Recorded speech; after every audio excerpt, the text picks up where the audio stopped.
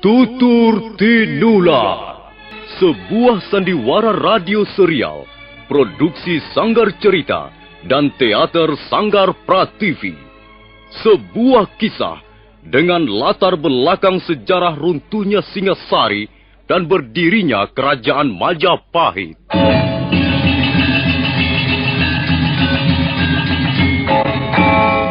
Kali ini mempersembahkan episode ke-10 dengan judul Pemberontakan Rangga Lawe.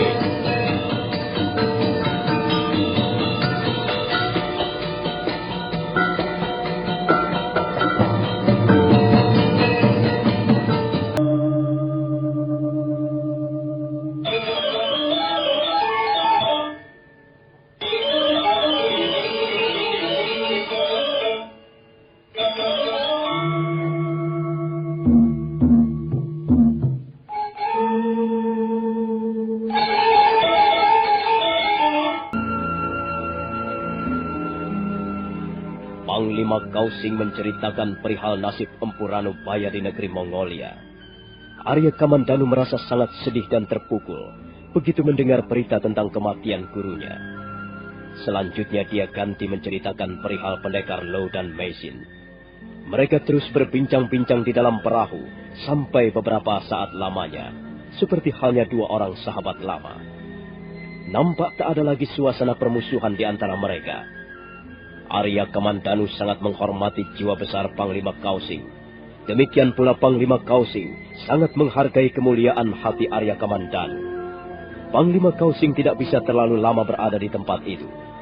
Dia segera minta diri untuk melanjutkan perjalanan. Arya Kamandanu dan Sakawuni mengawasi perahu yang ditumpangi Panglima Kausing bergerak perlahan-lahan meninggalkan tepian Sungai Brantas. Setelah perahu itu lenyap di kelokan sungai, mereka berdua segera mencari kuda mereka yang tertinggal di tempat pertempuran. Selanjutnya, mereka berkuda kembali ke istana Kediri.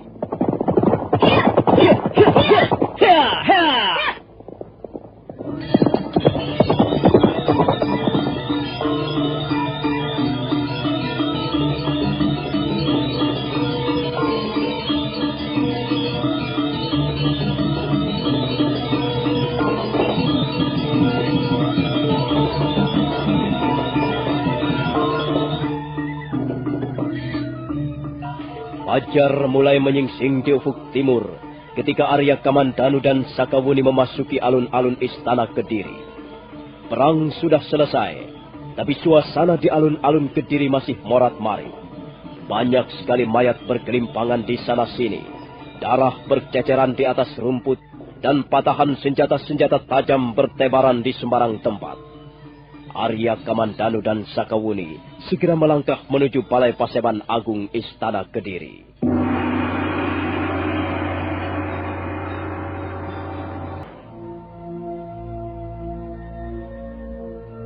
Pagi itu sangat cerah. Langit biru bersih, tanpa seberkas pun mega melintas. Nampaknya badai telah reda setelah beberapa saat lamanya mengamuk di atas Kediri. Balai Paseban Agung dipadati oleh manusia. Arya Wiraraja, Nambi, dan Sang Ramapati duduk di bagian paling depan menghadap ke arah singgasana.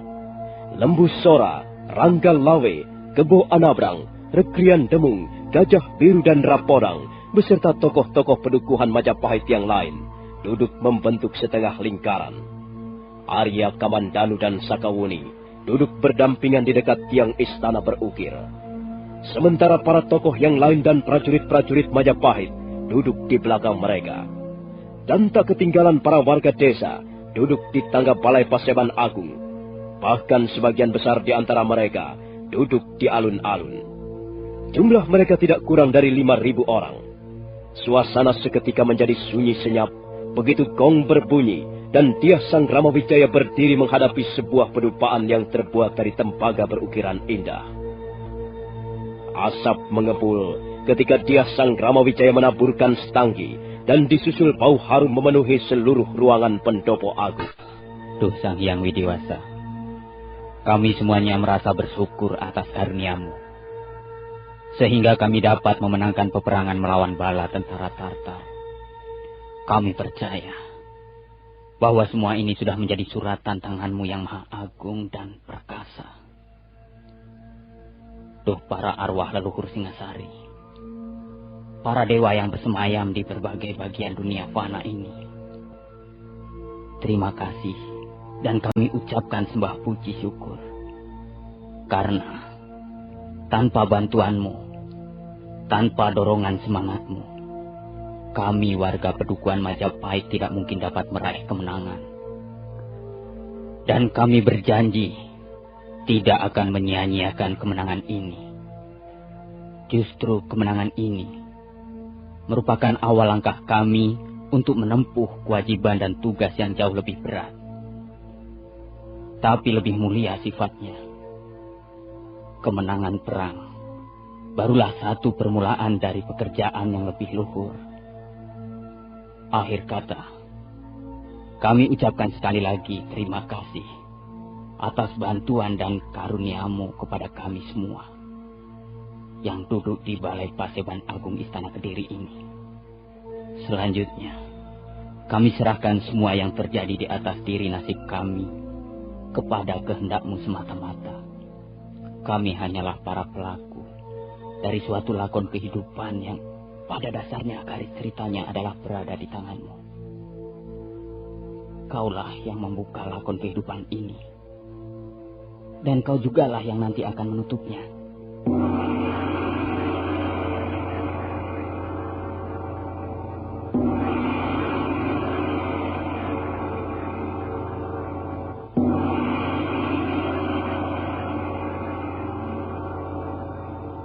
Tuan Arya Wiraraja, Paman Nambi, Paman Ramapati, Paman Lembusora, Ronggolawi, Kebu Anabrang, dan semua saja tokoh-tokoh Pedukuhan Majapahit yang saya hormati dan saya cintai.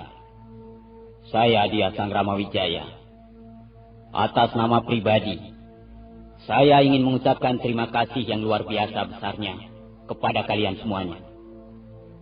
Tanpa bantuan paman-paman dan kalian para tokoh-tokoh Pedukuhan Majapahit, saya kira Dia Sang Ramawijaya tidak berarti apa-apa.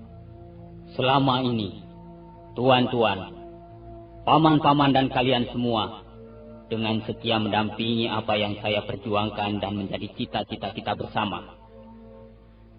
Sejak Singasari runtuh beberapa waktu yang lalu, dan saya menjadi pelarian, kalian tetap menjadi orang-orang yang setia, yang selalu memberikan dorongan semangat dan dukungan, baik secara lahiriah maupun batiniah. Dan karena jasa-jasa tuan-tuan sekalian, Majapahit dapat memenangkan pertempuran melawan bala tentara Tartar.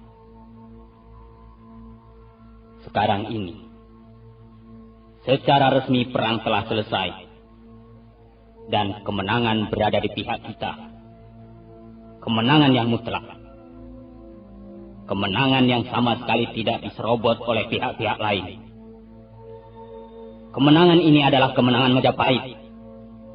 Kemenangan kita semua. Karena itu, saya tidak akan pernah melupakan jasa-jasa tuan-tuan semua. Sikap, pengabdian, kesetiaan dan jasa tuan-tuan telah terpatri di dalam hati nurani saya yang paling dalam. Berikutnya ucapan terima kasih ini juga saya sampaikan kepada para prajurit Majapahit. Para prajurit, baik yang berpangkat rendah, menengah, ataupun berpangkat tinggi. Semua saya anggap ikut berjasa memenangkan pertempuran ini. Semua telah menjalankan tugasnya dengan baik. Dan saya pun tidak bisa melupakan jasa-jasa dan pengabdian kalian semuanya.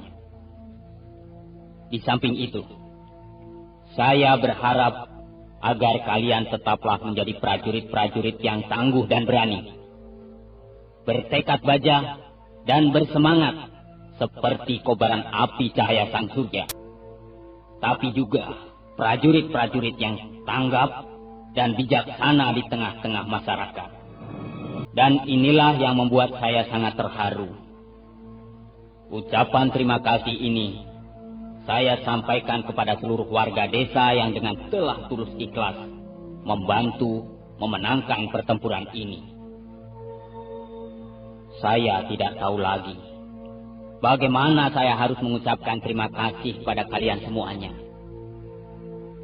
Kalian adalah warga desa biasa, tapi kalian telah mampu menyumbangkan dharma bakti yang luar biasa besarnya. Kalian telah rela menjadi tumpukan batu bata paling bawah bagi pertumbuhan Pedukuhan Majapahit ke arah masa depan yang lebih gemilang.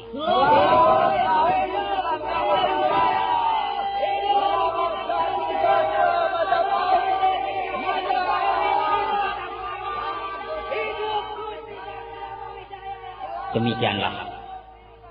Sekali lagi saya ucapkan terima kasih kepada semua pihak yang telah membantu dengan sukarela, dengan kesungguhan hati, sehingga Majapahit telah berhasil memenangkan pertempuran yang besar. Saya berjanji di depan kalian semuanya. Juga saya berjanji di dalam hati saya sendiri. Saya tidak akan menyalahgunakan kemenangan ini. Saya juga tidak akan menyalahgunakan kepercayaan yang telah kalian berikan kepada saya. Alangkah besar dosa saya jika sampai saya menyalahgunakan wewenang dan kekuasaan yang telah diberikan kepada saya. Dosa besar semacam itu barangkali tidak akan mampu ditebus oleh 7 turunan. Nah, saudara-saudaraku sekalian, dengan perencanaan yang matang, dengan perpaduan jiwa dan cita-cita kita bersama, satu langkah yang menentukan telah berhasil kita lampaui. Nah, sekarang marilah kita mempersiapkan langkah-langkah berikutnya yang tidak kalah pentingnya. Kemenangan di dalam perang hanyalah merupakan langkah awal dari suatu perjalanan panjang. Kemenangan di dalam peperangan hanyalah merupakan pintu pertama. Setelah pintu pertama berhasil kita buka dan kita masuk, maka selanjutnya kita akan berhadapan dengan pintu kedua, pintu ketiga, dan pintu-pintu berikutnya.